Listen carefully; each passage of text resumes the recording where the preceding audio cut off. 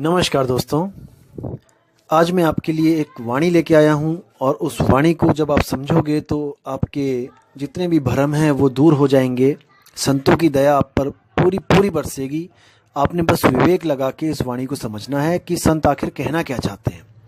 जैसे कि आप लोग जानते हो कि आजकल आप लोगों को भ्रमित किया जा रहा है कई स्वयंभू आत्मज्ञानियों के द्वारा कि संतों को आत्मज्ञान हुआ ही नहीं। जैसे कबीर साहब, नानक साहब या और रविदास जी और मीराबाई, ये सब संत आत्मज्ञान को प्राप्त ही नहीं कर पाए, ऐसा आप लोग को आजकल बताया जा रहा है यूट्यूब चैनलों के द्वारा। लेकिन आप बिल्कुल विश्वास ना करें दोस्तों, संत ही सब कुछ है। अगर परमात्मा का दूसरा कोई रूप है तो वो संत रूप है, नहीं तो इस दुनिया में परमात्मा का नामो निशान नहीं है। क्यों? क्योंकि केवल संत ही हैं जो हमें उस परमात्मा के बारे में बताते हैं, नहीं तो आपको परमात्मा के बारे में कोई बताने वाला मिलेगा ही नहीं।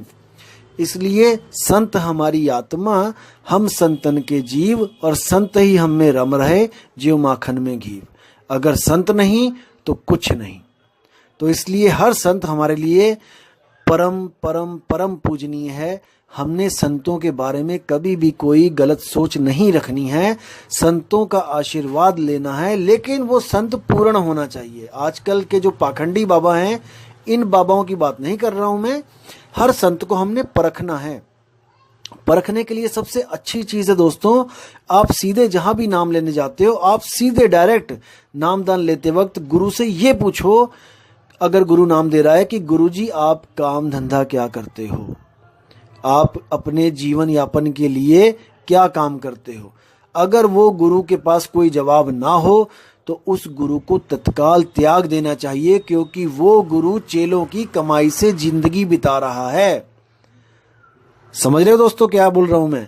सीधे गुरु से पूछो कि गुरुजी आप अपनी मेहनत की कमाई खाते हो या आप चेलों का दान खाते हो। जो गुरु कहे कि भाई मैं तो चेलों का जो दान आता है उससे मेरा गुजारा चल रहा है, तो उस गुरु को तत्काल ही त्याग देना चाहिए। असली संत वो होता है जो खुद भी कार्य करता है, खुद भी कर्म करता है और लोगों को भी खिलाता है। कबीर साहब कहते हैं, कहें कबीर कुछ उद्यम कीजिए। उद्यम यानी कोई काम धंधा करो और आप खाओ दूजों को दीजिए। यानी कि असली संत कभी भी किसी से मांग के नहीं खाता, अपने हाथों की कमाई खाता है, अपने हाथों से कमा के खाता है, और ज्यादा कमा लेता है तो वो भंडारे भी करता है। तो इसलिए दोस्तों विचार करना है, विवेक करना है, और विवेक ही एक ऐसी तलवार है जो आपको हमेशा बचा के रखती है दोस्तों। चाहे वो कोई भी कार्य हो, दुनियावी कार्य हो, चाहे वो कोई आत्मिक आध्यात्मिक कार्य हो। तो दोस्तों वाणी पे प्रकाश डालेंगे कि वाणी क्या कह रही है। आइए देखिए। तो आप गुरु ग्रंथ साहब में जो पेज नंबर 87 में 87 पे देखिए, उसमें साफ साफ लिखा हुआ है गुरु की महिमा कैसे गा रहे हैं संत। देखिए, आत्मा देव पूजिए गुरु के सहज सुपाई।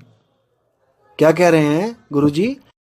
कि आत्म देव पूजिए, यानी पूजने के लिए अगर कोई चीज है इस दुनिया में तो वो केवल और केवल आत्मदेव ही है। आत्मदेव पूजिए गुरु के सहज सुपाई, यानी कि वो आत्मदेव कैसे पूज सकते हैं हम? जब हम गुरु के सहज योग द्वारा जुड़ जाते हैं। और सुपाई यानी कि जो भा जाता है। सु कहाँ लगाते हैं दोस्तों? जैसे सुस्वागतम, सुविचार, जहां पे कोई महान चीज हो रही हो या बहुत ज्यादा अच्छी चीज हो रही हो, वहां पे हम सु लगा देते हैं। तो यहाँ पे सुपाई यानी कि मुझे जो बहुत ज्यादा भा गई है। सुभाई, ये पंजाबी लैंग्वेज है, इसलिए लिखा है सुभाई। यानी कि गुरु का जो सहज साधन था, सहज योग था, मेरा इतना मुझे भा गया है वो, कि उसके द्वारा मैं आत्मदेव की पूजा कर सकता हूं। आगे कहते हैं, आत्मे नो आत्मे दी प्रतीत होई ता घर ही परचा पाई। यानी कि आत्मा को आत्मा की प्रतीत। बहुत ही गहरे विचार हैं दोस्तों, इसमें समझना है आपने कि कहना क्या चाह रही है वाणी। कहने का मतलब है कि आत्मे नो आत्मे दी प्रतीत, यानी कि हम एक आत्मा ही हैं। हम ना तो मन हैं ना ही हम तन हैं। जैसे मैंने पहले बताया था कि मन और तन दोनों ही आत्मा के द्वारा संचालित हैं। हमारा जो स्वरूप है वो आत्मा ही है। आत्मेनो आत्मेदि प्रतीत, प्रतीत होता है विश्वास होना।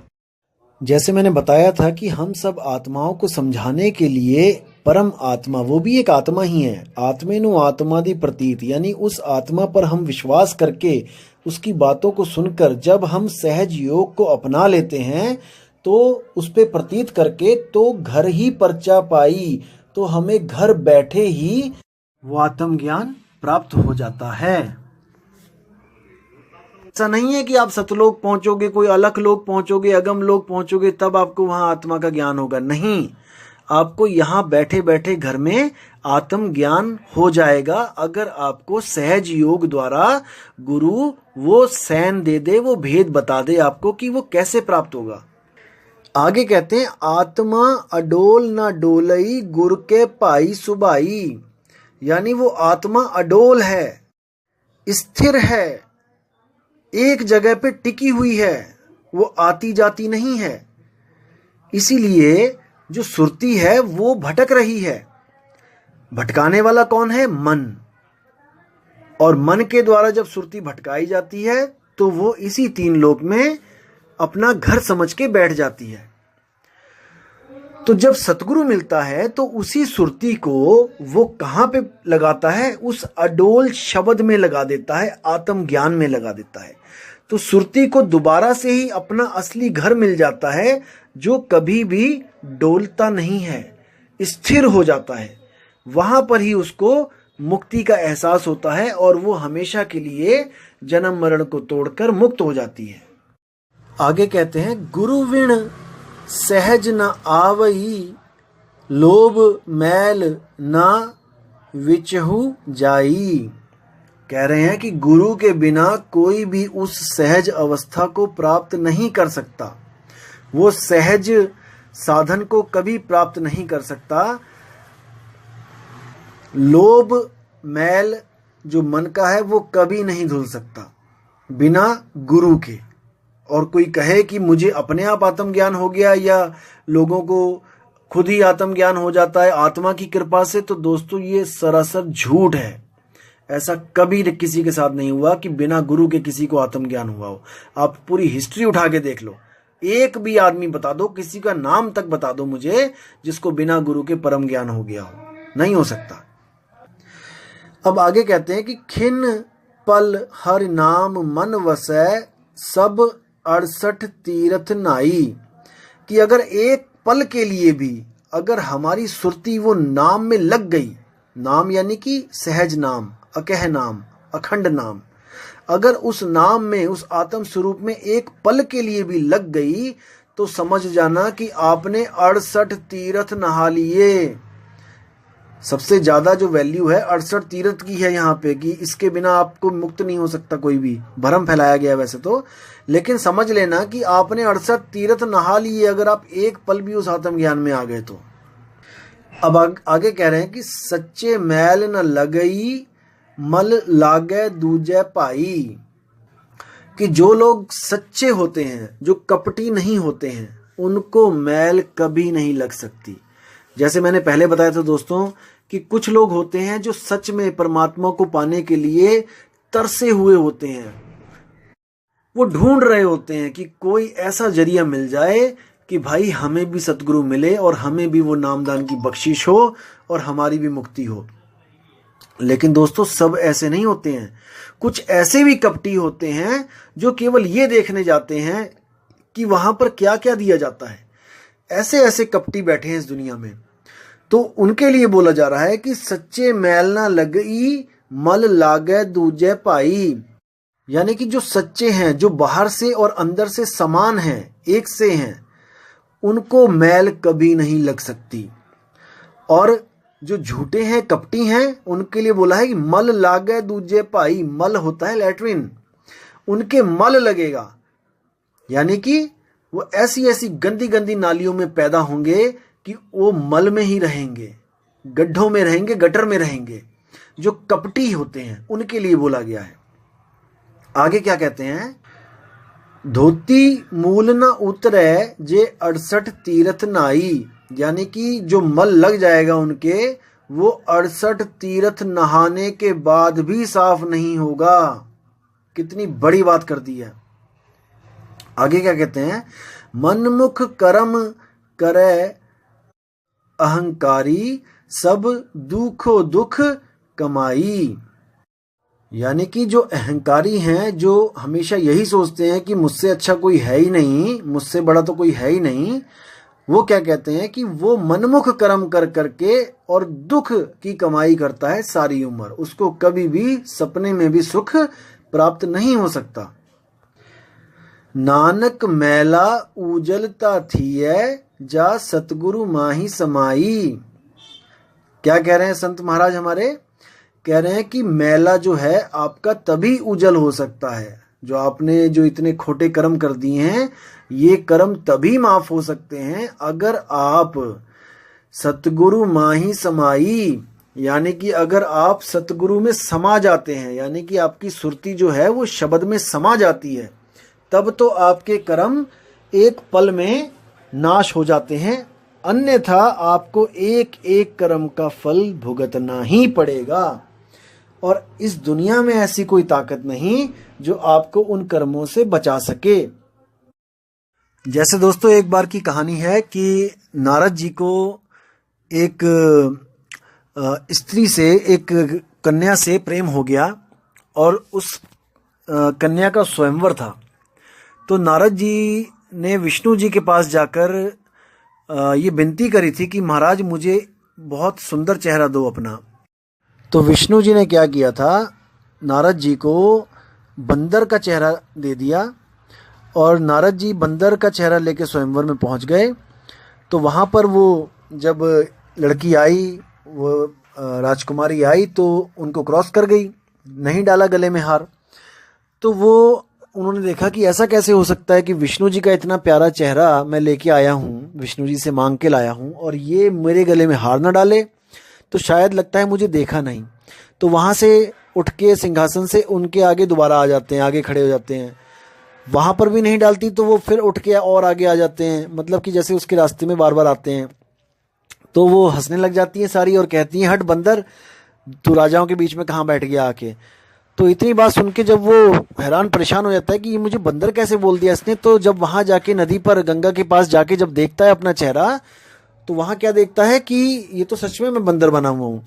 तो वहाँ पे चुल्लू में अपने गंगा जल लेके वहाँ श्राप दे देते हैं विष्णु जी को कि हे विष्णु, जैसे तुमने मुझे स्त्री के लिए तड़पाया है, वैसे ही आप भी स्त्री के लिए तड़पोगे। तो जब विष्णु जी ने हल्का सा मजाक किया, छोटा सा मजाक किया और उन्होंने श्राप दे दिया, तो देखो उनके कर्म भी कैसे बने कि उनको राम बन के आना पड़ा और सीता के वियोग में तड़पना पड़ा 14 साल। तो दोस्तों कर्मों की मार है।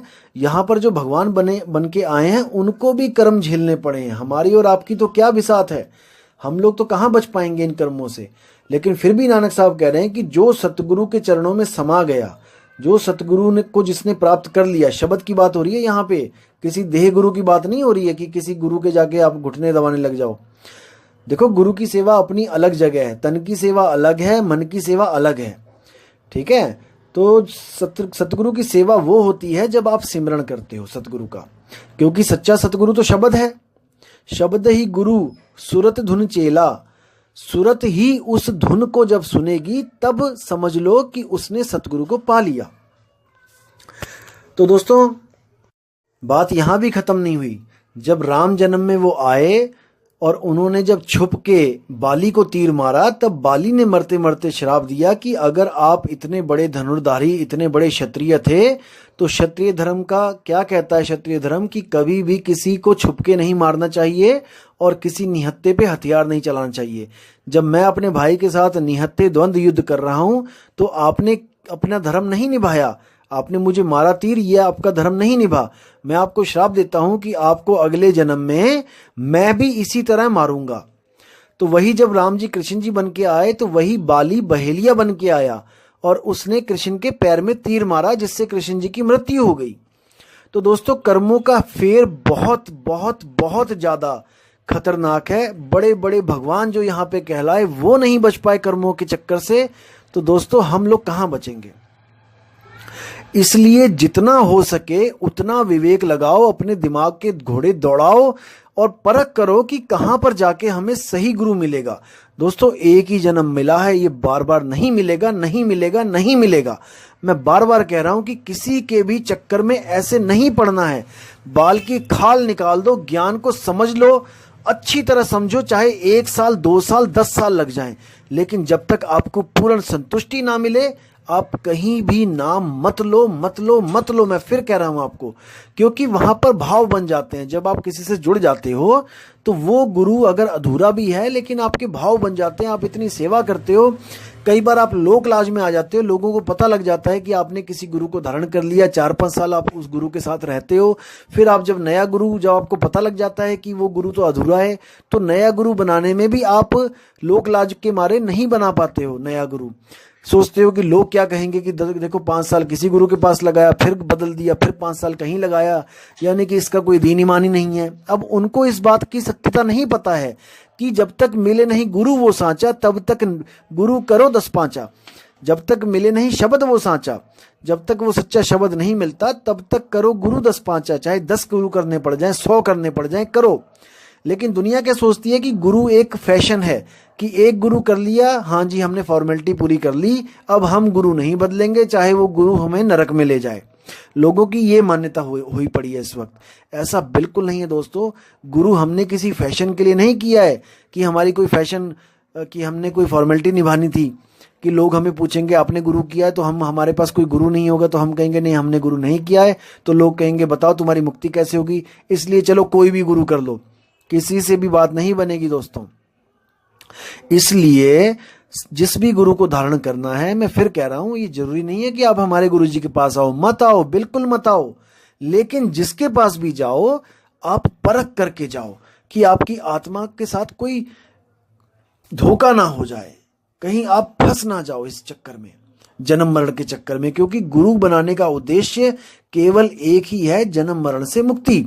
अगर जन्म मरण से मुक्ति नहीं मिल रही है तो हमारा कोई फायदा नहीं उस गुरु बनाने का। जैसे डॉक्टर के पास जाने का उद्देश्य है आपकी बीमारी खत्म हो, अगर वो डॉक्टर आपको दवाई पे दवाई दे रहा है, आप 1 साल से दवाई खा रहे हो और वो सर्दी जुकाम ही नहीं खत्म कर पा रहा है आपका, वो आपका दांत में दर्द ही नहीं खत्म कर पा रहा है, दोस्तों उस डॉक्टर की हमें कोई जरूरत नहीं है। आपको डॉक्टर बदल लेना चाहिए। लेकिन मैं फिर कह रहा हूं, ऐसे ही नहीं बदलो, आप पूरी जांच करो, पड़ताल करो, परख करो। परख के बिना हर जगह धोखा ही मिलेगा दोस्तों। तो इसी के साथ मैं दोस्तों आज का सत्संग मैं खत्म करता हूं और उम्मीद करता हूं कि आपको ज्ञान बहुत अच्छी तरह समझ में आ रहा होगा। विवेक की तलवारें दोस्तों निकाल के रखें, धार लगा के रखें, बुद्धि के घोड़े दौड़ा के रखें, क्योंकि यही एक आपका साथी है, अन्यथा कोई नहीं। सब फंसाने वाले मिलेंगे, केवल आपकी जो आत्मा की आवाज है वही आपको बचाएगी, क्योंकि वो खुद अंदर से आवाज देगी कि हाँ ये बंदा सच बोल रहा है। मैं अपनी बात नहीं कर रहा हूं, मैं सच्चाई की बात कर रहा हूं। जहां पर भी आपको सच्चाई लगेगी, आपको स्वयं अपनी आत्मा से ही एक आवाज आएगी कि यही बंदा सच बोल रहा है, अब देर मत कर, अब जुड़ जा। मैं फिर कह रहा हूं, मैं अपनी बात नहीं कर रहा हूं। शायद मैं भी झूठा हूं, मैं, हो सकता है मैं भी झूठा हूं, हमारा पंथ भी गलत हो, लेकिन दोस्तों आपका विवेक कभी कम नहीं होना चाहिए। विवेक को हमेशा काम पे लगाए रखो। इसी के साथ दोस्तों मैं विदा चाहूंगा और अगली ऑडियो में बहुत जल्दी भेजूंगा एक नई वाणी के साथ, जिसको सुनकर आपके सारे भ्रम के पर्दे दूर हो जाएंगे। तो दोस्तों रब से दुआ करता हूं कि आपकी जिंदगी बहुत ही शांति से चलती रहे, खुशहाल जिंदगी मिले आपको। सुख दुख तो चलते रहते हैं, लेकिन आपको आध्यात्मिकता में कभी भी आपको कमी ना हो। आप हमेशा अध्यात्म की तरफ बढ़ते चले जाएं। अध्यात्म का मतलब क्या होता है? कोई देवी देवताओं की पूजा या कोई मंत्र जाप नहीं होता है। अध्यात्म का मतलब होता है, 2 अक्षरों से मिला है अध्यात्म बना है, अध्याय प्लस आत्म, यानी आत्म का अध्याय, यानी एक ऐसा लेसन जिसका टॉपिक है आत्मा, और आत्मा के अलावा और कोई ज्ञान ना हो। जैसे दोस्तों आपने देखा है कि निबंध होते हैं, अगर गाय का निबंध है तो उसमें केवल गाय के बारे में ही लिखा जाएगा, चाहे 10 लाइनें लिखो चाहे 14। अगर उसमें बकरी या घोड़ा आ गया तो समझ लो कि वो मिलावट है, उसको तत्काल त्याग दो। आत्मज्ञान का मतलब होता है अध्यात्म, अध्याय प्लस आत्म। अगर गुरु आत्मा के अलावा आपको कुछ और बता रहा है, अगर कुछ और बताने की कोशिश कर रहा है, कुछ जपवाने की कोशिश कर रहा है, कुछ भी कर रहा है, तो आप उसको तत्काल त्याग दो। तो दोस्तों, उम्मीद करता हूं आपको ये ऑडियो अच्छी लगी होगी और आप इसी तरह ऑडियो सुनते रहेंगे और अपने विवेक को जगाते रहेंगे। साहिब बंदगी, सतनाम। जय गुरु बंदी छोड़ कबीर साहिब, जय गुरु बंदी छोड़ मदन साहिब, जय जय गुरु बंदी छोड़ वैराग साहिब की सदा ही जय हो। साहिब बंदगी, सतनाम।